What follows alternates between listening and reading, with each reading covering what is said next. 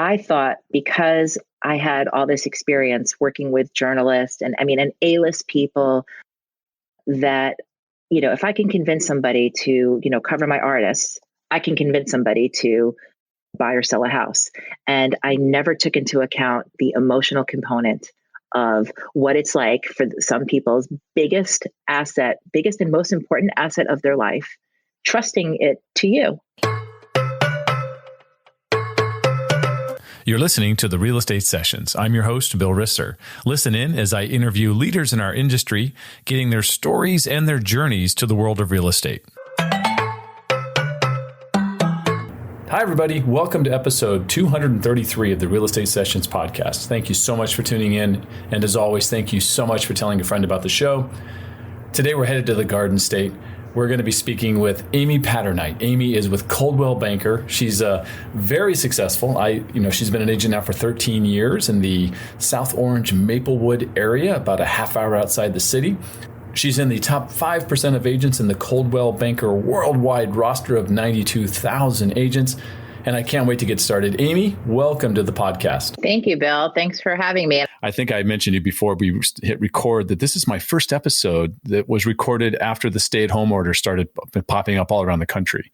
Obviously, you're in the tri-state area. You're I think about a half hour by train out of Manhattan in New Jersey. Yep. How are things? We're recording this episode on April 11th. How are things going right now for you up there in your area? It's pretty damn scary, to tell you the truth. It's really, really friggin' scary. We're pretty much sheltering in place. It's really serious up here. I mean, it's masks, it's social distancing to the max. There's some local Facebook groups that have started to help out people. I already know someone who passed away. It's somebody in our community. Our village president puts out stuff, every day about what's going on. So it's really, it's really hit home. It is encouraging to see a lot of people walking outside with their kids and riding bikes and walking dogs. And there is a little bit of that Mayberry feel in the neighborhood with people waving to each other across the street, like a howdy neighbor kind of thing. So, some people were talking about bringing back the simplicity to life is the silver lining of some of this. But overall, it's out and out frightening. Yeah, I can't imagine. You're in the epicenter. It's, we watch the news. We watch probably way too much news. It felt like good news yesterday and today that, there maybe not as many new cases are popping up, which is the start. Right. That's what they said in New York. I don't know if that's true yet in Jersey, but that's the New York stats right now. Gotcha. You grew up kind of up the Hudson River. Is that right? Did I kind of get that right in doing some research on you? Yeah. So you were up in Yorktown Heights, Westchester County, about an hour north of the city. That's where Joe Rand is, right? Isn't Joe Rand up kind of that way somewhere? I think he's in Nyack. Okay. He's an agent who, a Better Homes and Garden guy across the river. Yeah. I've heard him speak. Yeah. I ask you a question. So you live up, you grew up just outside the city. I know you've lived in the city in Brooklyn. I know you relocated out of the city.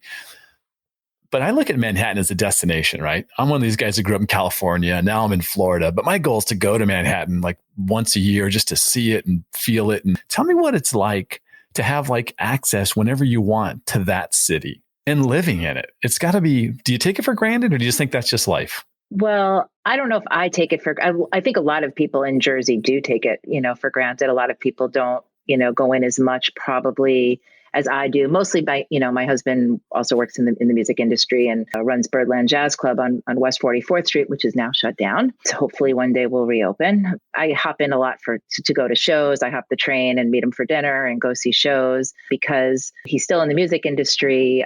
Sometimes we get access to Broadway shows or press seats or something like that. So we do take advantage of that. But as a kid, it was fun to take the train with my friends into the city. And we used to have school trips on the, yellow school bus to the Hayden Planetarium and the Museum of Natural Art and History and walking around Central Park.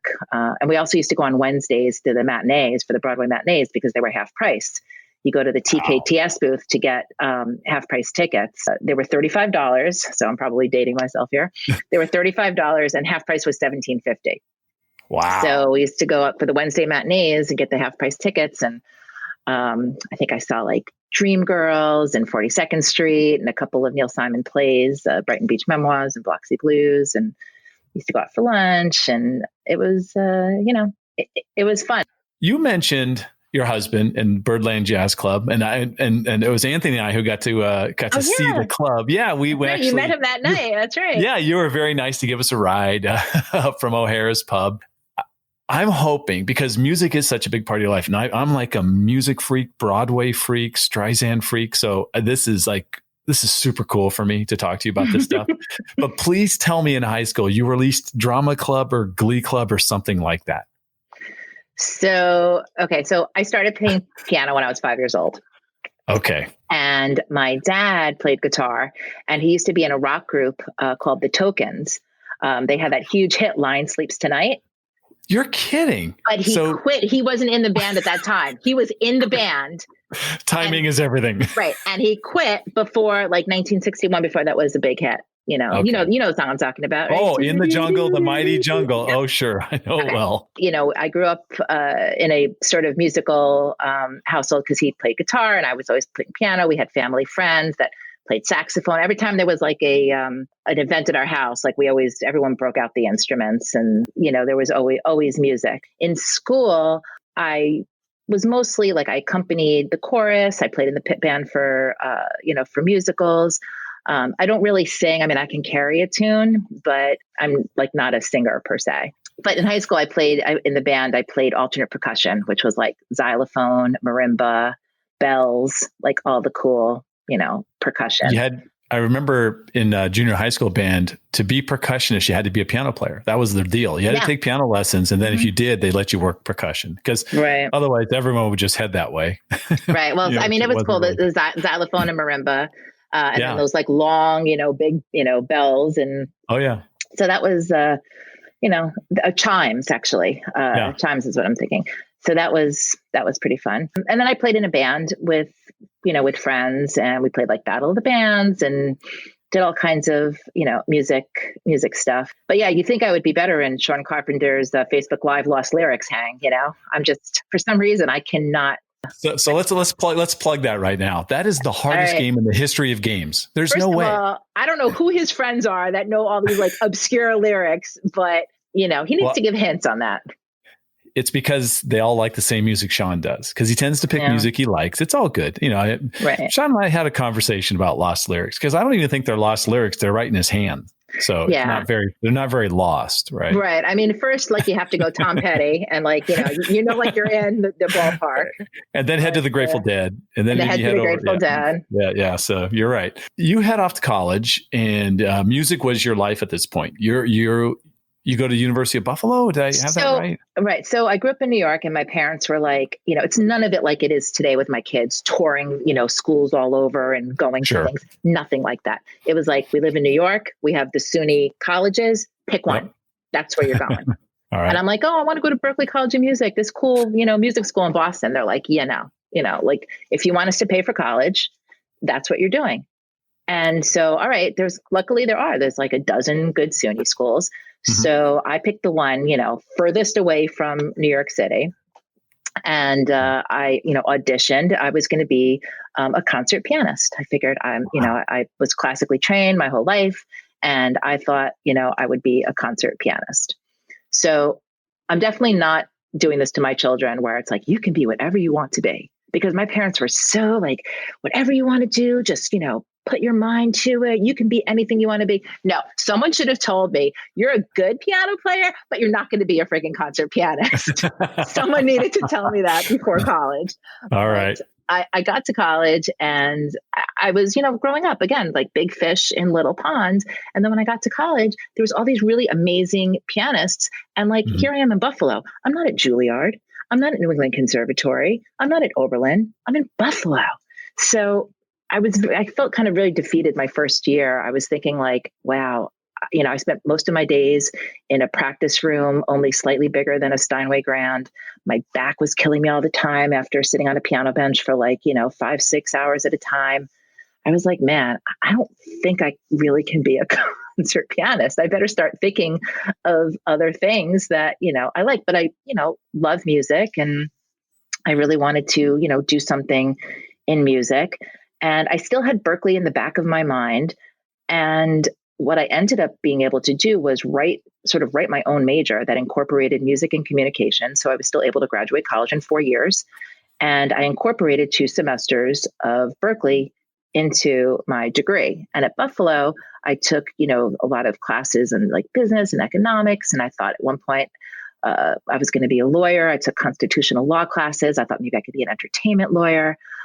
People think I'm a lawyer, actually. Sometimes when I talk, they think I'm a lawyer. If they don't know I'm a realtor, they think I'm a lawyer. Was Berklee everything you thought it was going to be? Because it just sounds like the coolest place. I mean, it was really cool. So, I was there. My first semester was spring of 1990, and where I met my now husband. So, we've been together now, 30 years, married for almost 24. So I meet my future husband the first week of school. Wow, that's great. And this isn't it's in Boston, right? This is in Boston. Yeah. Yeah. Gotcha. In Boston. And I took a lot of really cool classes, jingle writing. You learn how to sing instrumental solos in solfege, which is do, re, mi. So wow. It was just a lot of cool, interesting things, line writing. My husband actually worked his way through school copying charts. He had such great penmanship. And this was before Finale and all those musical programs. I know you start a PR firm, but there's a little gap in there. What'd you do in that right after school before you decided to start your own company? What was filling in that space? I thought I wanted to be a lawyer, but life circumstances changed and I needed to start working right away. I had some opportunities in Boston right after college. I worked for a guy who booked a jazz club, Scullers up in Boston, Fred Taylor, who recently passed away. And I also worked for Maurice Starr, the producer of New Kids on the Block. Wow. And that got me to New York. He had an apartment that he wasn't using in New York. He said, why don't you just go and stay? I was like, all right. So it was right on 52nd and 7th Avenue. And I started temping for Festival Productions, which puts on the JVC Jazz Festival, like the Newport Jazz Festival.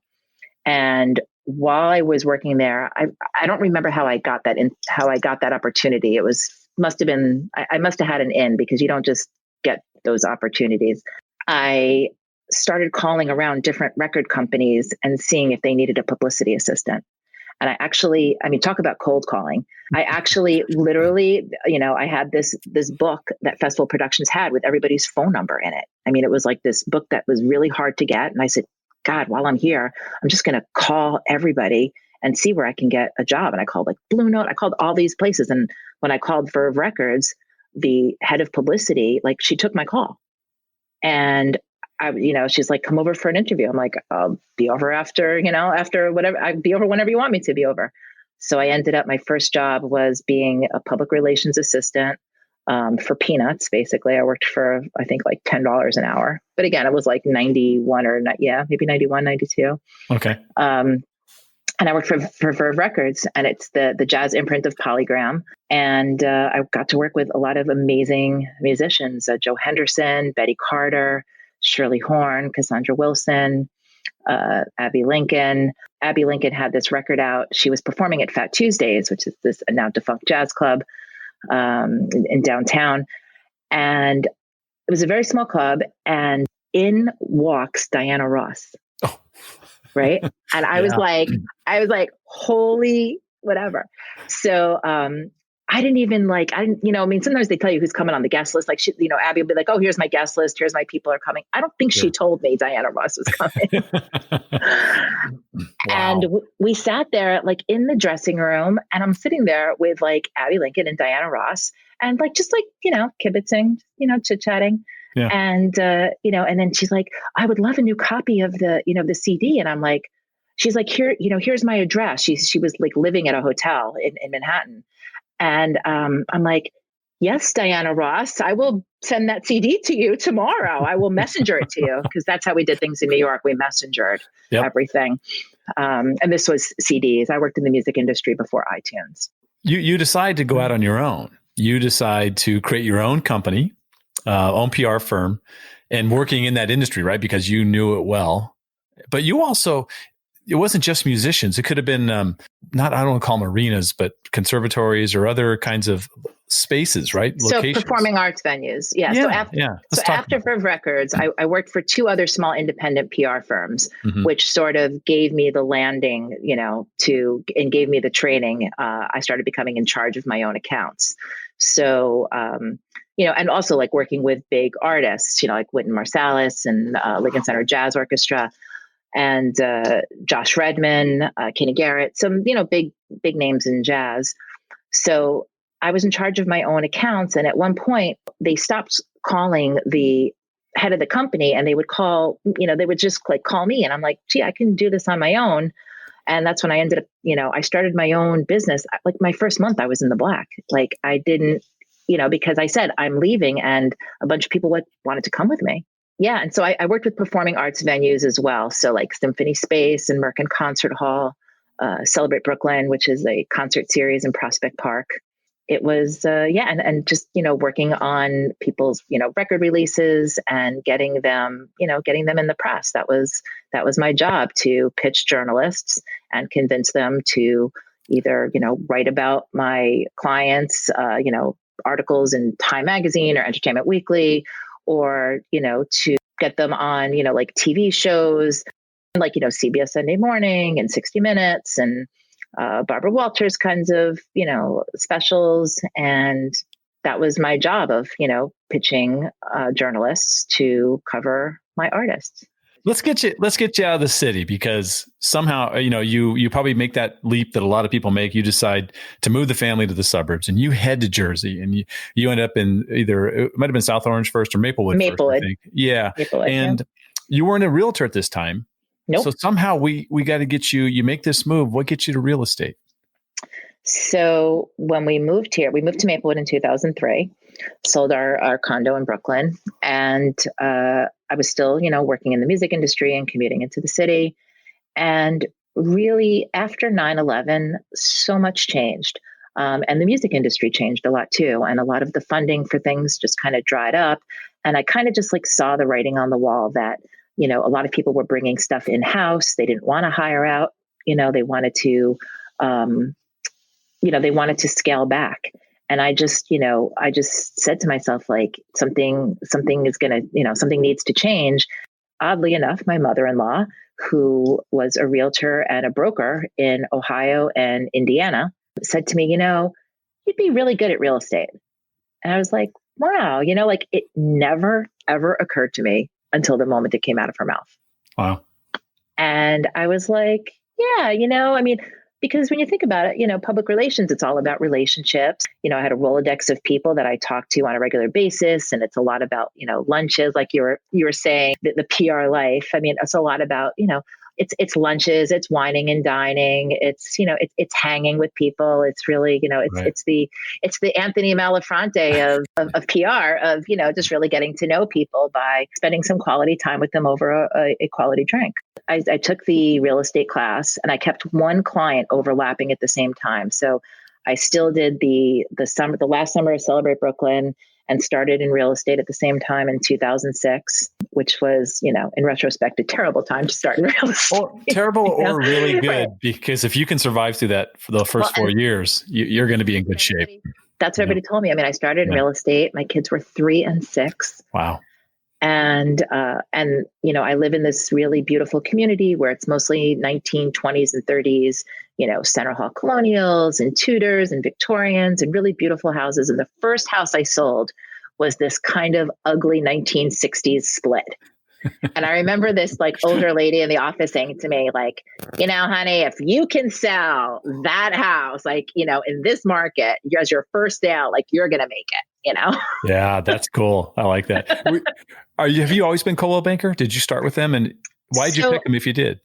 Interestingly, we were Bergdorf. Our physical space was Bergdorf Realtors. I don't know if you've ever heard of. I think I've heard of them. Yeah. It's a small boutique. Gene Bergdorf started this boutique firm, and I think it ended up being like 16 offices, all within an hour of New York City. They were on the Midtown Direct train line, and it was kind of a boutique-y. It was the only like boutique. I interviewed at Bergdorf, and then I went to there was a Weichert office in town and a Remax office, And then in 2 towns over in Short Hills was a Coldwell Banker. Interestingly enough, everybody wanted to hire me. And I said to my husband, like, I don't get it. Like, I'm interviewing. I didn't get it at the time. Now it's funny to, of course they want you, of course they want you. But right. I didn't understand how it actually worked at the time. But Bergdorf had a stellar reputation. And they seemed like it was actually the most selective process. I had to take a disc profile, and it was, I had to go to the home office and, meet with the upper staff. I mean, they took it really, really seriously. It was, it was a great company. And then in 2000, and then she sold it, actually. She sold it to NRT, but it was still Bergdorf. She sold it to NRT in the 90s, I think. Okay. But it was still Bergdorf. And they decided to take away the brand, I guess, just streamline marketing materials. I don't know why they made the decisions that they made, but they decided to, make it a Coldwell Banker. And there was no other Coldwell Banker in Maplewood. So nothing really materially changed that much for us. Our awning changed, our branding materials, our marketing materials changed, but we were all still the same people inside. I was really upset at first. And then, they went through some growing pains, and they went through a few managers. And then finally, I guess it might have been either 2011 or 12, they really got an incredible manager for my office. I say young man because he was in his 20s when he started there. And we were all like, who is this kid coming to manage our office? But he turned out to be, quite an amazing manager. He's still the manager in our office, Michael Panisi. And he's actually now a district manager. He manages our office and also Short Hills and Summit, which are, 2 markets that are close to us. Well, you're obviously a fan because you're still there. So that's great. Coldwell Banker has been great to me. It's a great company to work for. Hal Maxwell, the president, is just a terrific, genuine fellow. He's so incredibly supportive. And even in this crazy crisis, Ryan Gorman and Sue Yannicon, stepping up to the plate, town hall meetings, webinars, keeping agents informed every single day, even when they are, themselves taking pay cuts and going through, pullbacks, they're still incredibly available for all of us. Let's talk about the community part of it, because you are heavily involved in a lot of stuff in your community, right? I even saw an article back in 2003 or something about when you first moved there, and there was no full all day kindergarten, right? So yes, I think that, but you also you're involved in a lot of other charitable kind of actions and things you're doing in town, and I think that's such a huge piece of success for a realtor, right? And just becoming that, like you said, the realtor for Maplewood. That's kind of how it works, right? Yeah, I started this, this effort for full day kindergarten in 2004, before I was in real estate. I didn't know that our town, when we moved here, didn't have full day kindergarten. So I started going to the school board meetings, trying to figure out, why don't we have full day kindergarten? And the answer was, we don't have the space, we don't have the money. And I said, well, hey, if I found the money, would you find the space? And at the end of that school board meeting, Mila Jacey, who was a member of the school board, who is now our assemblywoman for the 27th Legislative District, she came out, followed me out after the meeting and said, we've been talking about this since the 70s. And the reason why we don't have it is because we've never had it. And you're going to change it. And the reason why we will have it is because you started it. And she really just believed in me. I actually ended up being her campaign coordinator when she ran for assemblywoman. But yeah, I lobbied the state. I was, as a good PR person, you scan the papers every day. I used to get everything delivered to my house. The Star Ledger, the New York Times, the Daily News, the Post, I used to get everything delivered. Even when I first moved to New Jersey, I still had to read everything every day, because you never know, it's just like Melanie Griffith in Working Girl. You never know where your next good idea is going to come from. I was reading in the Star Ledger how there was this, kind of slush fund. I called, then Governor Cody, and I said, if we can get this $150,000 to start full day kindergarten, could I put you in touch with the superintendent? Could we work it out? It was, it's putting pieces together, and lo and behold, it worked out. My daughter was, in the first pilot program class for the first full day kindergarten class in 2005. And they had 1 class, and then next year it was 2 classes. And then the next year after that, it was, they brought it to because there's 5 elementary schools in our school district. And, now our entire school district has it. So it's kind of my little local claim to fame. What are some of the current things you're doing, with community involvement? So I'm very involved with Jewish Federation of Greater Metro West. I'm the chairperson of the Community Relations Committee. And for the past couple of years, every Wednesday, I volunteer at the Interfaith Food Pantry of the Oranges, where it's my job. I take great pride in the vegetables. I have staged photos, and I take great pictures of my staged photos, and I literally post vegetables every Wednesday. And I put it like on my personal page. I don't tag it like to real estate or anything. It's just, it's something that I do because I love and it's important. I have no idea if like anyone ever, I get a couple of likes and whatever. And then over the years, I just, I consistently just like post vegetables. And then one day I was in the supermarket, and the president of Women's Philanthropy for Greater Metro West comes over and says, "Hi, how you doing? By the way, I love your vegetable photos." And I was like, "What?" I can't believe that. She pays attention to my vegetable photos. But the food pantry is at a church that's only a few miles from my house. And, New Jersey is really super dense. There's 576 municipalities, and we're all on top of one another. And it's amazing that just a few miles away, there's people that really, need help making ends meet. So I really do enjoy, doing that. I'm also, a sustaining sponsor of the Achieve Foundation, and I love sponsoring the Newstead 5K. I live in the Newstead area of South Orange, and we have a race, a Newstead 5K, which I have run twice. And I actually beat my best time. I think my running days are over. I realize now why I never took up running, because it really is hard on your knees. It hurts. Yeah. It's really hard on your knees. But, I love the fact that I was able to run it once. My goal was to finish and not need 911 assistance. That was my first year goal. Both achieved. My second year goal was to beat my time, and I beat it by 3 minutes. Nice. And look, I'm sure relationships were built during that process that you've probably helped in real estate. It's funny. You do things, and people they know your name and they know you. They're not quite sure why. But, I always see, I see your name everywhere. And I'm like, really, tell me, because I want to know where my advertising is working. I don't, but that's kind of the thing about public relations is, when I was working with an artist, it's like, it's not enough to get them in the New York Times or on Time Magazine, or, on Rolling Stone or Vibe or whatever. It's, getting them on TV, it's getting them on the radio. So it's posters, it's posters on the subway, it's everywhere. So people kind of feel like they see you in all different ways, kind of like how AdWorks follows you around all over the internet, There you go, yeah.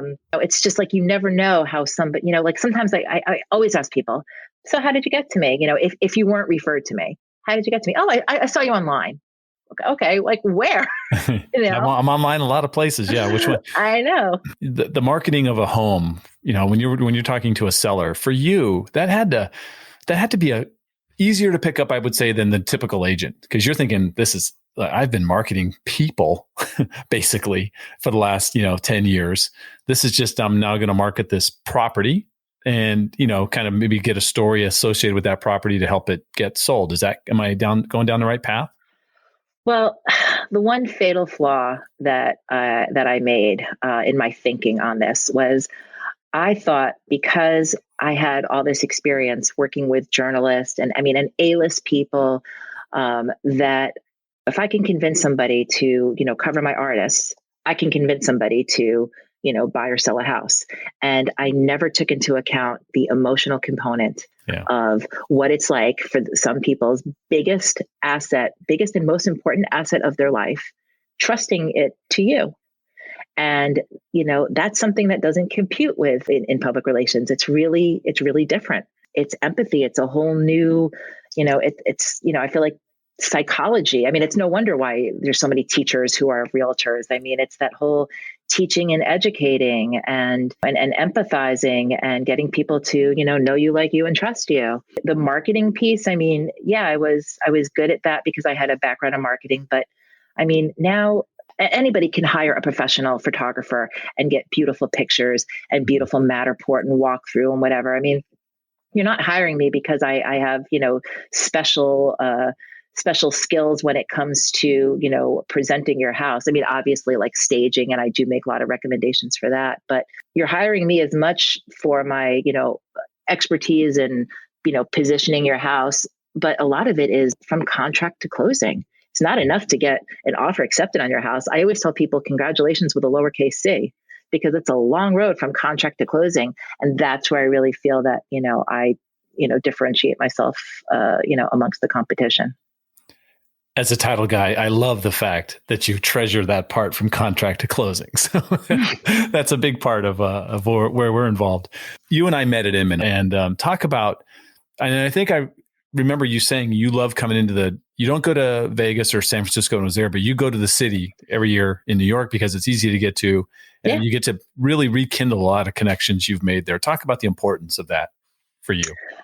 So, I mean, I basically, what do we call it? LobbyCon? Yeah, perfect. I don't know who coined that. Probably Carpenter, probably Sean Carpenter, or I'm guessing. Or I heard Judy say that too. But yeah, everybody says like, hey, like, what's up with LobbyCon? I mean, just the amount of time spent at the bar in the Marriott, like that was just as important as any of the, seminars that I went to during the day in any of in the ballrooms. And especially this year, because, working with all the YLOPO people and getting to meet them and, going to dinner with them and going to dinner with you guys. And that was definitely a highlight with, you and Anthony and Ryan and Richard, and, spending time with Judy Weiniger and just all the amazing, YLOPO people, just putting a name to the face. I mean, you know how great those guys are.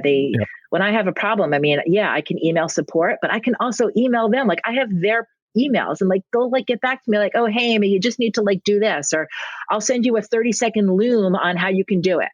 Like, oh my God, like the top people at the company are taking time out to like help little old me, team of two.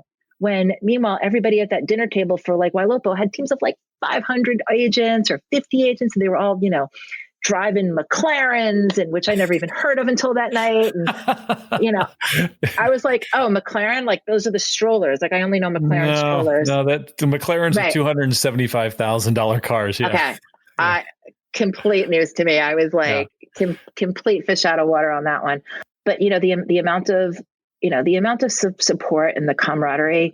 I mean, I think that, I wish I would have come to it sooner. I'm kind of, I'm kind of jealous of the curator folks, Ginny Lee was, talked to me about this just amazing network of people that, that she's had over the years, and Anthony too. And it's really great that now I'm kind of finding that, with YLOPO, and it's just amazing how much everybody is willing to help everybody. I sometimes I can't even get over it, because in PR, nobody wants to help you. I remember one of my first jobs, I faxed something to, some journalist and it came out blank. And like, nobody told me that, like I was faxing things upside down. Like they just like, nobody wanted to help you. Like nobody wanted to help you succeed. But real estate in New Jersey is very competitive, especially in my area. But I've been very fortunate to connect with a small group of like-minded realtors from different brokerages, and we all help and support each other. We go on price opinions for each other. We bounce things off of each other. Has anyone ever heard of this home inspector, or just really anything? And it's just a really amazing group of supporting people, especially in this climate of uncertainty today. You're doing great, and I'm gonna let you go because we're actually recording this kind of later in the evening. With the same final question I've asked every guest over 200 times, and it's coming, and that's I do. Yeah. What one piece of advice, now that you know what you know, what one piece of advice would you give a new agent just getting started? I would say go buy the book Ninja Selling by Larry Kendall, because the quality of your life is determined by the quality of your thinking, and mindset is so important. And I work on it all the time. I constantly talk myself off the ledge. I feel like so many times I'm bad at giving myself credit, and like nobody cares about like, oh, who's number one or whatever. I mean, it's just, the consumers don't care about that. All the realtors, it's something just, for realtors, it's really not something for consumers. But I would just say, if you could just get out of your own head, which I'm sure Ginny Lee Deptula will be very proud to hear me say that. Get out of your head, get out of your own way. And then, of course, the most important thing that, that we've all learned from Sean Carpenter, it's all about building relationships, solving problems, and having fun. Oh, he's going to love that. He is going to love that. That's great. Look, if someone wants to reach out to you, Amy, what's the best way for them to get in touch with you? I'd say you can find me on Facebook, Amy Paternite or Amy Paternite Homes. I'm also, on Instagram. You'll find me on Instagram. Don't be fooled. My Instagram feed is half houses and half baking challah, because I try to bake challah it's like my alternate life. I bake challah almost every Friday. I mean, now it's Passover, so I'm not, but I have a whole other contingency of people who follow me and I follow that are all like in like the baking world all over the country. So that's kind of like a fun thing too. So if you go to my Instagram and you see a lot of challah, don't be fooled. I do actually sell houses, and I could never scale it to be able to sell challah to make any kind of money. So. No, but it's like passions are passions. I love that. I love that. Thank you so much, Amy, for your time. This really was a blast for me. I love getting the stories, and I know probably over a drink in Manhattan, hopefully in 2021 at Inman, maybe I'll get some more stories out of some of those clients and things. It'll be fun. Absolutely. Thank you for listening to the Real Estate Sessions podcast. To leave a review or rating, go to ratethispodcast.com/RE sessions. You can also subscribe to the podcast at your favorite podcast listening app. Finally, you can go to therealestatesessions.com and subscribe to our email newsletter and be notified whenever a new episode is released.